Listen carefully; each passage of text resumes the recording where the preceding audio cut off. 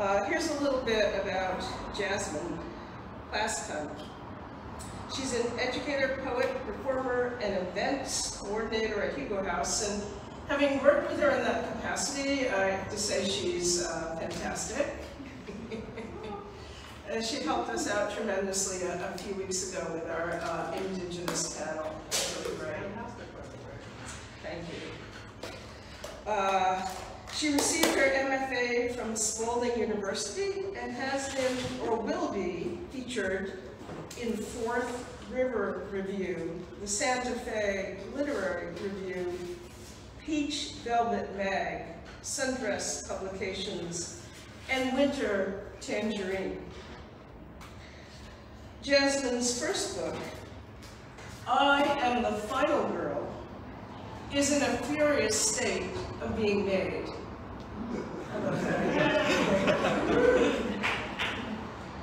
When Jasmine isn't busy ticking away at the computer, she enjoys reading, swimming, tending to her spiritual studies, and the occasional bout of crying over fictional characters with her fiancé. To stay up to date with Jasmine's latest, visit her at jasminesarahplaskun.com. And here's a little bit about her work. Jasmine Plaskun knows her world in a way that makes you believe in it at its worst and at its most fantastical.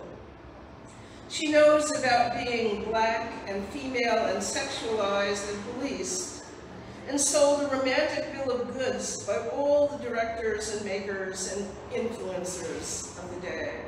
She knows the insides and outsides of a deer so well that her descriptions overflow their apt metaphorical use and hurt us. She knows fathers and vodka and vibrators in all the fragile cliches that imprison eroticism and blind us to what we have felt and done. When I read this young writer's work, I see her building up a wry, deadpan language to take in her past and her surroundings that promises both surprise and truth, and already delivers a fair bit of both. Let's welcome Jasmine.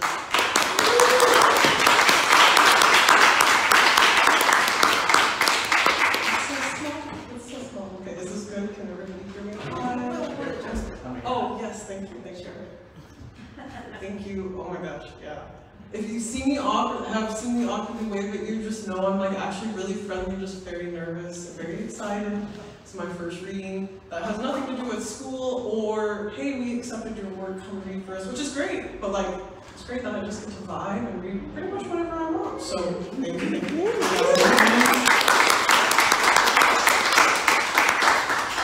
So, yes, the book. I'm working on that. I'm working on a lot of firsts. I moved here about a year and a half ago, really committing to my life as a writer, especially after I got my MFA, which is not for everybody, but holy fuck, it really does open doors. They weren't kidding. I don't want to talk about how much debt it took to get that, but I'm here now, and I'm doing exactly what I want. So I'm going to read a selection of what I call I Am the Final Girl. A quick synopsis, I call it My Life, a Horror Movie with a Happy Ending. And we have a few sections. We're gonna start a little sad, but we'll get inspirational, we'll have love, we'll have activism, it's all gonna be good. And I do also want to acknowledge, as Matt said, that we are on Coast Salish and Duwamish land. So I'm sorry that my ancestors had to build over my ancestors' land, but like we can unite, talk about that, dismantle these systems together. Woo! Woo! All right. So these first two go together. About my father, about some trauma. Politics have everything and nothing to do with our lives at the same time. The first one's called I Called the Police on My Father Once. TW for some emotional use. I called the police on my father once, and nothing bad happened.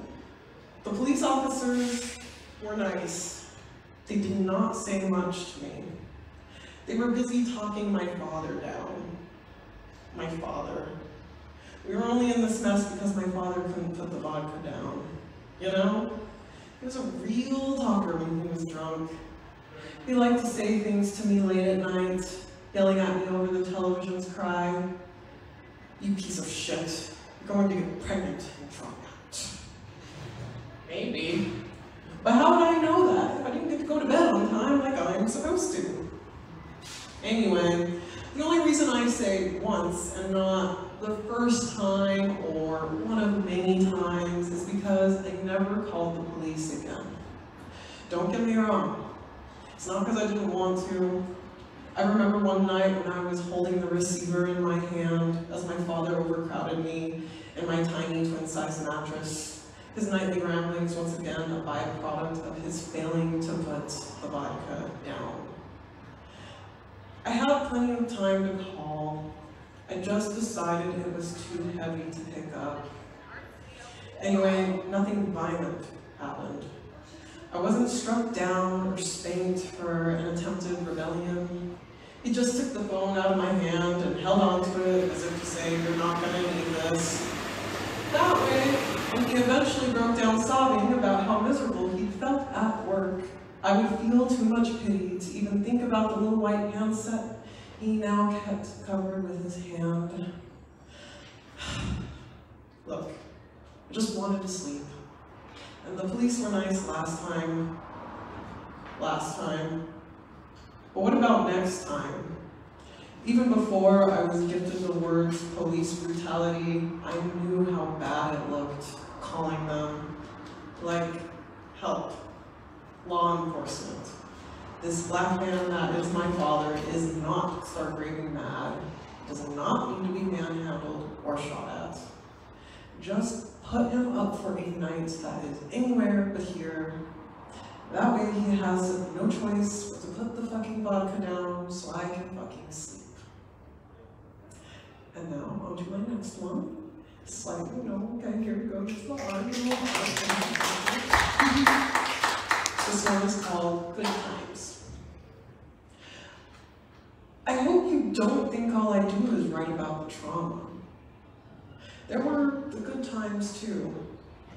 The giant enchiladas you bring home from work, our remote-controlled cars colliding in the dirt path, how you shed in joy when I made my project about Africa and not Asia like I planned. No matter how I feel about you, I hate that you died so soon.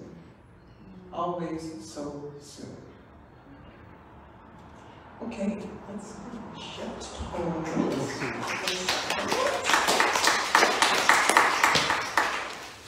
Now this one got accepted in the Fourth River just now for Jeffrey Boosie Bolden Anthology. Jeffrey was a part of Chatham University's MFA program before he passed away tragically, and in honor of him and the program, they released a special book that is all Black everything and is about Black joy, liberation, struggle, everything, classic. For me, it's being horny, so this is not a safe for work, just a fair warning, hi mom. Ode to all the men I loved. I close my eyes when the pale moon casts her shape in the sky. Click, click. Beneath the sheets, my vibrator hums. There he is, tender, his hands undoing hook after hook until we meet skin to skin. He admires my surgery scars, still veiled by gauze I stole from work, fingers ghosting past them to find my fervor seizes me up by the throat when we kiss. I was on him in one heartbeat. In two, I cast my top towards the realm of my luggage and my panties and everything else until we wore nothing, except for my big red skirt. Easily, I straddled him, hips hovering until I took him in. I would have let him get it, if only he texted me back. The time he cuddled up to me when I only had a cami and some panties on, the time he kissed my neck and I wanted to melt a frozen The time he said he'd like to meet me at a hotel just so we could. When I'm finished, the moon still casts her shape through my window. I am back to the present, my body heavy in the bed. To fall asleep even faster, I conjure up the ghost of their arms around me as if we all finished together.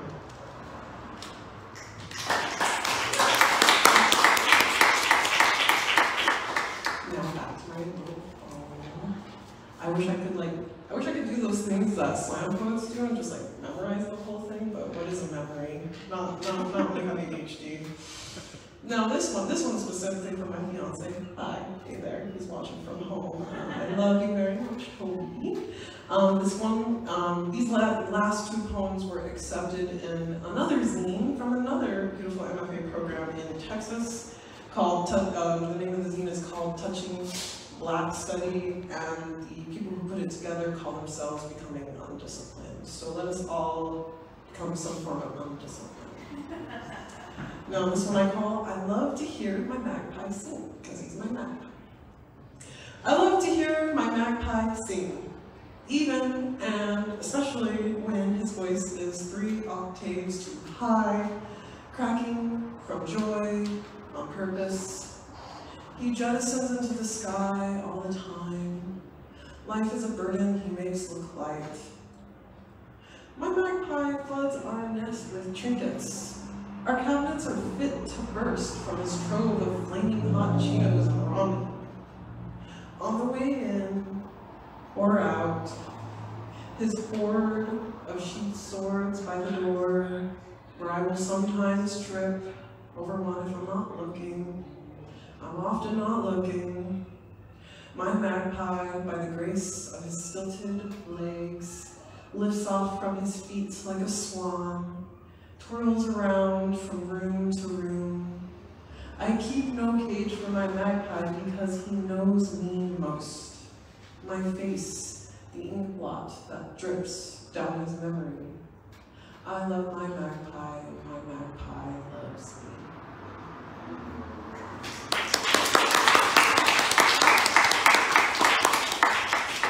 And now the art, okay, we'll go up all the way here. This is the other one in the zine, which you can read online at my website, by the way, if you want to.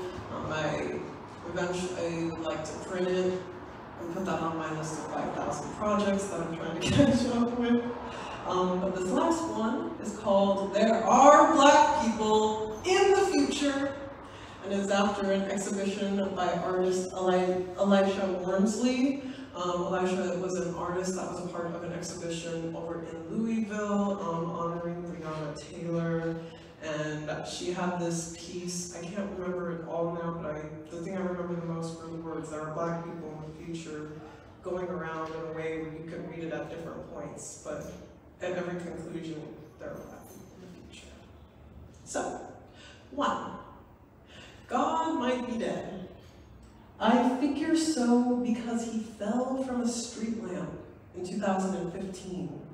His unlaced Timberlands and his funkadelic bomber jacket giving him the glow of a soaring comet.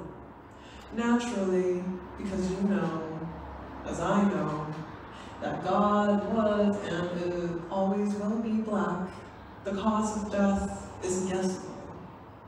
2. I will not write about this again. 3. Who would I be if not black? All things are birthed from blackness. The universe, for example, had to spread her legs and sit upright while the stars kicked in her belly, her cosmic womb expelling galaxy after galaxy for us to dance in.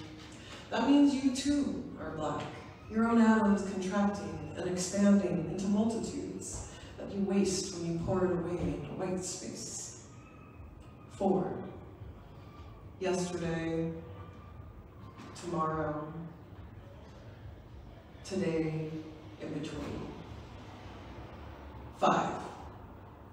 We are running out of room to put all these names. So many displays on canvas and bus stops and brick walls and credit scrolls. It'd be faster, I think, and better to write odes for every black being still here.